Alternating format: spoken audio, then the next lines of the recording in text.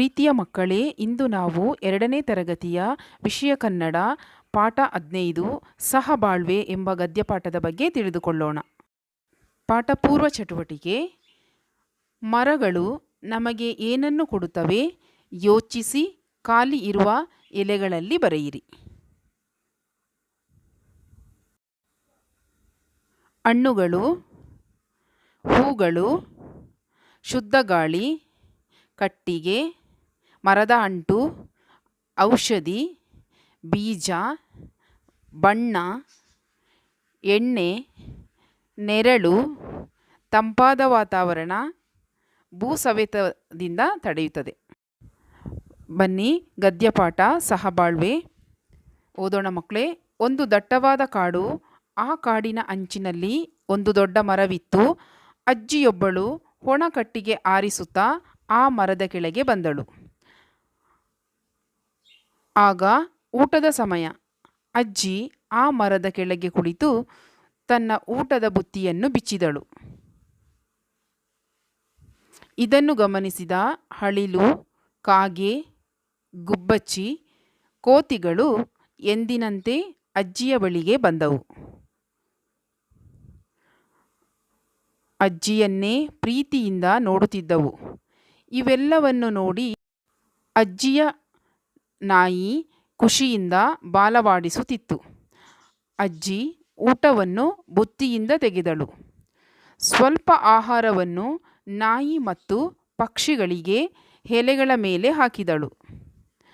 ಬುಟ್ಟಿಯಲ್ಲಿದ್ದ ಬಾಳೆಹಣ್ಣುಗಳನ್ನು ಅಳಿಲು ಮತ್ತು ಕೋತಿಗಳಿಗೆ ನೀಡಿದಳು. ತಾನು ಊಟ ಮಾಡತೊಡಗಿದಳು. ನಡುವೆ ಪ್ರಾಣಿ ಪಕ್ಷಿಗಳ ಜೊತೆ ಮಾತನಾಡುತ್ತಾ ಸಂತೋಷ ಪಡುತ್ತಿದ್ದಳು.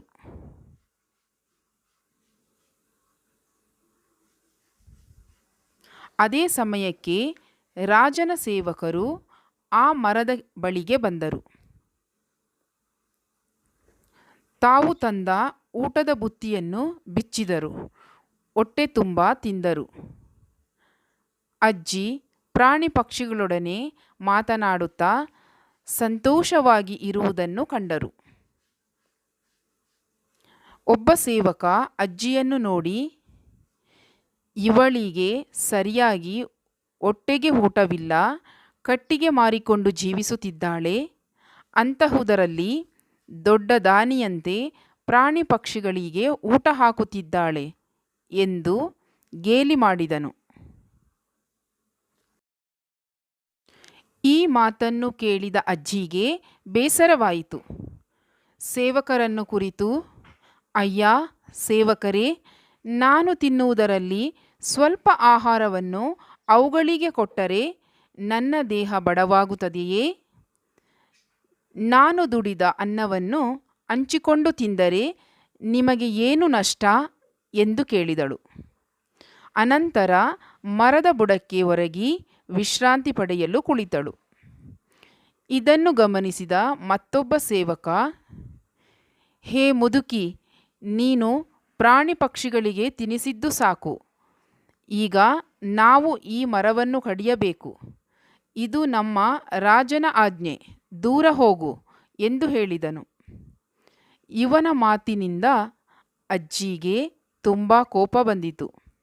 ಸೇವಕರ ಕಡೆಗೆ ತಿರುಗಿ, ಈ ಮರವನ್ನು ಯಾರೂ ಕಡಿಯುವಂತಿಲ್ಲ. ಇದು ನನ್ನ ಪ್ರೀತಿಯ ಮರ. ಇದು ಎಷ್ಟೋ ದಾರಿಹೋಕರಿಗೆ ನೆರಳು ನೀಡುತ್ತಿದೆ. ಪ್ರಾಣಿ ಪಕ್ಷಿಗಳಿಗೆ ಆಸರೆಯಾಗಿದೆ. ನೋಡಿ, ಅಲ್ಲಿ ಮರದ ಮೇಲೆ 10 ಪ್ರಾಣಿ ಪಕ್ಷಿಗಳ ಗೂಡುಗಳಿವೆ. ಅವುಗಳಲ್ಲಿ ಮರಿಗಳಿವೆ. ಮರವನ್ನು ಕಡಿದರೆ ಅವೆಲ್ಲ ನಾಶವಾಗುವುದಿಲ್ಲವೇ? ಹೋಗಿ ಹೋಗಿ, ನೆಲಕ್ಕೆ ಉರುಳಿಸಿರುವ ಮರವನ್ನು ಹುಡುಕಿ ತೆಗೆದುಕೊಂಡು ಹೋಗಿ ಎಂದು ಹೇಳಿದಳು. ಅಜ್ಜಿ ಕೋಪದಿಂದ ಮಾತನಾಡುತ್ತಿರುವುದನ್ನು ಕಂಡು ಕಾಗೆಗಳು, ಕೋತಿಗಳು ಸೇವಕರನ್ನು ಸುತ್ತುವರಿದವು. ಕೋತಿಗಳು ಸೇವಕರನ್ನು ಪರಚಲು ಹೋದವು. ಕಾಗೆಗಳು ಅವರ ತಲೆಯ ಮೇಲೆ ಕಾ ಕಾ ಎಂದು ಅರಚುತ್ತಾ ಹಾರಾಡತೊಡಗಿದವು. ಅಜ್ಜಿಯ ನಾಯಿ ಬೊಗಳಲು ಆರಂಭಿಸಿತು. ಇವುಗಳ ವಿಚಿತ್ರ ವರ್ತನೆಯನ್ನು ನೋಡಿದ ಸೇವಕರು ಭಯಪಟ್ಟರು. ಆದರೂ ರಾಜನ ಆಜ್ಞೆಯನ್ನು ನೆನೆದು ಮರ ಕಡಿಯಲು ಮುಂದಾದರು. ಮತ್ತೆ ಕೋತಿ ಕಾಗೆಗಳು ಸೇವಕರನ್ನು ಕಚ್ಚಿ ಕುಕ್ಕತೊಡಗಿದವು. ಪ್ರಾಣಿ ಪಕ್ಷಿಗಳ ಕೋಪ ಕಂಡು ಸೇವಕರು ಕಂಗಾಲಾಗಿ ಅರಮನೆಯ ಕಡೆ ಓಡಿದರು. ಅಲ್ಲಿ ನಡೆದ ವಿಷಯವನ್ನು ಮಹಾರಾಜರಿಗೆ ತಿಳಿಸಿದರು. ಈ ಸುದ್ದಿ ತಿಳಿದ ಮಹಾರಾಜ ಮಾರನೇ ದಿನ ಅಲ್ಲಿಗೆ ಬಂದನು. ಅಜ್ಜಿ ಪ್ರೀತಿಯಿಂದ ಪ್ರಾಣಿ ಪಕ್ಷಿಗಳಿಗೆ ಆಹಾರ ನೀಡುತ್ತಿರುವುದನ್ನು ಗಮನಿಸಿದನು. ಅವುಗಳೊಂದಿಗೆ ಸಂತೋಷದಿಂದ ಇರುವುದನ್ನೂ ಕಂಡನು. ಅನಂತರ ತನ್ನ ಕಡೆಯವರಿಗೆ, ಸೇವಕರೇ, ಈ ಅಜ್ಜಿಗೆ ಪ್ರಾಣಿ ಪಕ್ಷಿಗಳ ಮೇಲೆ ಎಷ್ಟೊಂದು ಮಮತೆ ಇದೆ. ನಾನು ಈ ರಾಜ್ಯದ ರಾಜ. ಎಲ್ಲರ ಹಿತ ಕಾಪಾಡುವುದು ನನ್ನ ಕರ್ತವ್ಯ. ಕೇವಲ ನಮ್ಮ ಅನುಕೂಲಕ್ಕಾಗಿ ಬೇರೆಯವರಿಗೆ ತೊಂದರೆ ಕೊಡಬಾರದು. ಆದ ಕಾರಣ ಮರಗಳನ್ನು ಕಡಿಯುವುದು ಬೇಡ.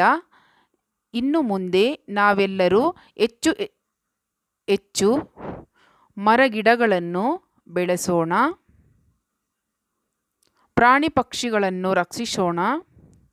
ಎಲ್ಲರೂ ಬನ್ನಿ, ಅರಮನೆಗೆ ಹಿಂತಿರುಗಿ ಹೋಗೋಣ ಎಂದು ಹೇಳಿ ಹೊರಟನು. ಎಲ್ಲರಿಗೂ ಪರಿಸರದಲ್ಲಿ ಸಮಾನವಾಗಿ ಬದುಕುವ ಅವಕಾಶವಿದೆ. ಓದಿದ ಪದಗಳು ಇವುಗಳನ್ನು ಸ್ಪಷ್ಟವಾಗಿ ಉಚ್ಚರಿಸಿ. ಸಹಬಾಳ್ವೆ, ದಾನಿ, ಅತ್ತಾರು, ಅಳಿಲು, ನಷ್ಟ, ಪರಚು, ಪಕ್ಷಿಗಳು, ಪ್ರೀತಿಯ, ಹೊರಡು, ಸೇವಕರು, ನೆರಳು, ಗಮನಿಸು, ಹಂಚಿಕೊಂಡು, ಜೋರು ಮಾಡು, ತೊಂದರೆ, ಕೋಪ, ವರ್ತನೆ, ರಕ್ಷಿಸು, ದಾರಿಹೋಕರು, ಕುಕ್ಕು, ಬುತ್ತಿ, ನಾಶ, ಕಾಪಾಡು, ಆಜ್ಞೆ, ಬೊಗಳು, ಕರ್ತವ್ಯ, ಕಚ್ಚು, ಹೊಣಕಟ್ಟಿಗೆ, ಬೇಸರ, ರಹಿತ, ಗುಬ್ಬಚ್ಚಿ, ಅರಚು, ಅರಮನೆ, ಅನುಕೂಲ, ಅಂಚು, ಗೇಲಿ, ಗೂಡು, ಕಾಗೆ, ವಿಶ್ರಾಂತಿ, ಹಿಂತಿರುಗು, ಸಂತೋಷ, ಗಿಡಮರ. ಓದಿ ತಿಳಿಯಿರಿ. ಸಹಬಾಳ್ವೆ, ಸಹಜೀವನ, ಕೂಡಿ ಬಾಳುವುದು. ಆಜ್ಞೆ, ಅಪ್ಪಣೆ, ಆದೇಶ. ಕಾಪಾಡು, ರಕ್ಷಿಸು. ದಾನ, ಉಚಿತವಾಗಿ ನೀಡುವುದು. ಆಸರೆ, ಆಶ್ರಯ. ಬುತ್ತಿ, ಆಹಾರದ ಗಂಟು. ಕಂಗಾಲು, ಗೊಂದಲ, ತಬ್ಬಿಬ್ಬು. ಮಮತೆ, ಪ್ರೀತಿ, ವಿಶ್ವಾಸ. ಹಿತ, ಒಳ್ಳೆಯದು. ಈ ಪ್ರಶ್ನೆಗಳಿಗೆ ಉತ್ತರ ಹೇಳಿ. 1. ಅಜ್ಜಿಯು ಏನನ್ನು ಆರಿಸುತ್ತಾ ಬಂದಳು? ಅಜ್ಜಿಯು ಒಣಕಟ್ಟಿಗೆ ಆರಿಸುತ್ತಾ ಬಂದಳು. 2. ಅಜ್ಜಿಯು ಯಾರೊಡನೆ ಮಾತನಾಡುತ್ತಾ ಸಂತೋಷಪಡುತ್ತಿದ್ದಳು? ಅಜ್ಜಿಯು ಪ್ರಾಣಿ ಪಕ್ಷಿಗಳ ಜೊತೆ ಮಾತನಾಡುತ್ತಾ ಸಂತೋಷಪಡುತ್ತಿದ್ದಳು. 3. ಸೇವಕರಿಗೆ ಅಜ್ಜಿಯು ಬೇಸರದಿಂದ ಏನೆಂದು ಹೇಳಿದಳು? ಸೇವಕರಿಗೆ ಅಜ್ಜಿಯು ಬೇಸರದಿಂದ, ನಾನು ದುಡಿದ ಅನ್ನವನ್ನು ಹಂಚಿಕೊಂಡು ತಿಂದರೆ ನಿಮಗೆ ಏನು ನಷ್ಟ ಎಂದು ಕೇಳಿದಳು. 4. ಅಜ್ಜಿಯು ಕೋಪದಿಂದ ಮಾತನಾಡುವುದನ್ನು ಕಂಡು ಪ್ರಾಣಿ ಪಕ್ಷಿಗಳು ಏನು ಮಾಡಿದವು? ಅಜ್ಜಿಯು ಕೋಪದಿಂದ ಮಾತನಾಡುವುದನ್ನು ಕಂಡು ಪ್ರಾಣಿ ಪಕ್ಷಿಗಳು ಸೇವಕರನ್ನು ಕಚ್ಚಿ ಕುಕ್ಕತೊಡಗಿದವು. 5. ಸೇವಕರು ಯಾರಿಗೆ ಸುದ್ದಿಯನ್ನು ತಿಳಿಸಿದರು? ಸೇವಕರು ಮಹಾರಾಜರಿಗೆ ಸುದ್ದಿಯನ್ನು ತಿಳಿಸಿದರು. ಈ ಪ್ರಶ್ನೆಗಳಿಗೆ ಒಂದು ವಾಕ್ಯದಲ್ಲಿ ಉತ್ತರ ಬರೆಯಿರಿ. 1. ಅಜ್ಜಿಯ ಬಳಿಗೆ ಯಾರು ಬಂದರು? ಅಜ್ಜಿಯ ಬಳಿಗೆ ಅಳಿಲು, ಕಾಗೆ, ಗುಬ್ಬಚ್ಚಿ, ಕೋತಿಗಳು ಬಂದರು. 2. ಅಜ್ಜಿಯು ಕೋತಿಗಳಿಗೆ ಏನನ್ನು ನೀಡಿದಳು? ಅಜ್ಜಿಯು ಕೋತಿಗಳಿಗೆ ಬಾಳೆಹಣ್ಣು ನೀಡಿದಳು. 3. ರಾಜನ ಸೇವಕರು ಎಲ್ಲಿಗೆ ಬಂದರು? ರಾಜನ ಸೇವಕರು ಅಜ್ಜಿ ಕುಳಿತ ಆ ಮರದ ಬಳಿಗೆ ಬಂದರು. 4. ರಾಜನ ಸೇವಕರು ಏನನ್ನು ನೋಡಿ ಭಯಪಟ್ಟರು? ಪ್ರಾಣಿ ಪಕ್ಷಿಗಳ ವಿಚಿತ್ರ ವರ್ತನೆಯನ್ನು ನೋಡಿದ ಸೇವಕರು ಭಯಪಟ್ಟರು. 5. ರಾಜನು ಯಾರ ರಕ್ಷಣೆ ಮಾಡೋಣ ಎಂದನು? ರಾಜನು ಗಿಡಮರ ಮತ್ತು ಪ್ರಾಣಿ ಪಕ್ಷಿಗಳನ್ನು ರಕ್ಷಣೆ ಮಾಡೋಣ ಎಂದನು. ಈ ಮಾತುಗಳನ್ನು ಯಾರು ಯಾರಿಗೆ ಹೇಳಿದರು ಎಂಬುದನ್ನು ಬರೆಯಿರಿ. 1. ಇವಳಿಗೆ ಸರಿಯಾಗಿ ಹೊಟ್ಟೆಗೆ ಊಟವಿಲ್ಲ. ಯಾರು ಹೇಳಿದರು? ಈ ಮಾತುಗಳನ್ನು ರಾಜನ ಒಬ್ಬ ಸೇವಕನು ಹೇಳಿದನು. ಯಾರಿಗೆ ಹೇಳಿದರು? ಈ ಮಾತುಗಳನ್ನು ಅವನ ಜೊತೆಗೆ ಬಂದ ರಾಜನ ಸೇವಕರಿಗೆ ಹೇಳಿದನು. 2. ಈ ಮರವನ್ನು ಯಾರು ಕಡಿಯುವಂತಿಲ್ಲ. ಯಾರು ಹೇಳಿದರು? ಈ ಮಾತುಗಳನ್ನು ಅಜ್ಜಿ ಹೇಳಿದಳು. ಯಾರಿಗೆ ಹೇಳಿದರು? ಈ ಮಾತುಗಳನ್ನು ರಾಜನ ಸೇವಕರಿಗೆ ಹೇಳಿದಳು. 3. ಎಲ್ಲರ ಹಿತ ಕಾಪಾಡುವುದು ನನ್ನ ಕರ್ತವ್ಯ. ಯಾರು ಹೇಳಿದರು? ಈ ಮಾತುಗಳನ್ನು ರಾಜನು ಹೇಳಿದನು. ಯಾರಿಗೆ ಹೇಳಿದರು? ಈ ಮಾತುಗಳನ್ನು ತನ್ನ ಸೇವಕರಿಗೆ ಹೇಳಿದನು. ಈ ಪದಗಳನ್ನು ಬಳಸಿ ಸ್ವಂತ ವಾಕ್ಯ ಬರೆಯಿರಿ. 1. ಪ್ರೀತಿ. ನಾನು ಸಾಕಿದ ಪ್ರಾಣಿಗಳನ್ನು ಪ್ರೀತಿಯಿಂದ ನೋಡಿಕೊಳ್ಳುತ್ತೇನೆ. 2. ಸಂತೋಷ. ನಾನು ಸಾಕಿದ ಪ್ರಾಣಿ ಜೊತೆ ಆಡಲು ನನಗೆ ಸಂತೋಷವಾಗುತ್ತದೆ. 3. ಆಸರೆ. ಪ್ರಾಣಿ ಪಕ್ಷಿಗಳ ಮೇಲಿರಲಿ ನಿಮ್ಮ ನೀರಿನ ಆಸರೆ. ಅವು ಮೂಕಜೀವಿಗಳು, ನಿಮಗೆ ಬಾಯಿ ಬಿಟ್ಟು ಕೇಳಲಾರವು. 4. ಕಾಪಾಡು. ಕಷ್ಟದಲ್ಲಿದ್ದ ಪ್ರಾಣಿ ಪಕ್ಷಿಗಳನ್ನು ಕಾಪಾಡು. ಮಾದರಿಯಂತೆ ಪದಗಳನ್ನು ಬಿಡಿಸಿ ಬರೆಯಿರಿ. ಮಾದರಿ. ಪ್ರೀತಿಯಿಂದ, ಪ್ರೀತಿ ಕೂಡಿಸು ಇಂದ, ಪ್ರೀತಿಯಿಂದ. ಖುಷಿಯಿಂದ, ಖುಷಿ ಪ್ಲಸ್ ಇಂದ, ಖುಷಿಯಿಂದ. 2. ಮಮತೆಯಿಂದ, ಮಮತೆ ಕೂಡಿಸು ಇಂದ, ಮಮತೆಯಿಂದ. 3. ಆಸೆಯಿಂದ, ಆಸೆ ಪ್ಲಸ್ ಇಂದ, ಆಸೆಯಿಂದ. ಈ ಪ್ರಶ್ನೆಗಳಿಗೆ 2 ವಾಕ್ಯಗಳಲ್ಲಿ ಉತ್ತರ ಬರೆಯಿರಿ. 1. ರಾಜನ ಸೇವಕನು ಅಜ್ಜಿಯನ್ನು ಏನೆಂದು ಗೇಲಿ ಮಾಡಿದನು? ರಾಜನ ಸೇವಕನು ಅಜ್ಜಿಯನ್ನು, ಇವಳಿಗೆ ಸರಿಯಾಗಿ ಹೊಟ್ಟೆಗೆ ಊಟವಿಲ್ಲ, ಕಟ್ಟಿಗೆ ಮಾರಿಕೊಂಡು ಜೀವಿಸುತ್ತಿದ್ದಾಳೆ, ಅಂತಹುದರಲ್ಲಿ ದೊಡ್ಡ ದಾನಿಯಂತೆ ಪ್ರಾಣಿ ಪಕ್ಷಿಗಳಿಗೆ ಊಟ ಹಾಕುತ್ತಿದ್ದಾಳೆ ಎಂದು ಗೇಲಿ ಮಾಡಿದನು.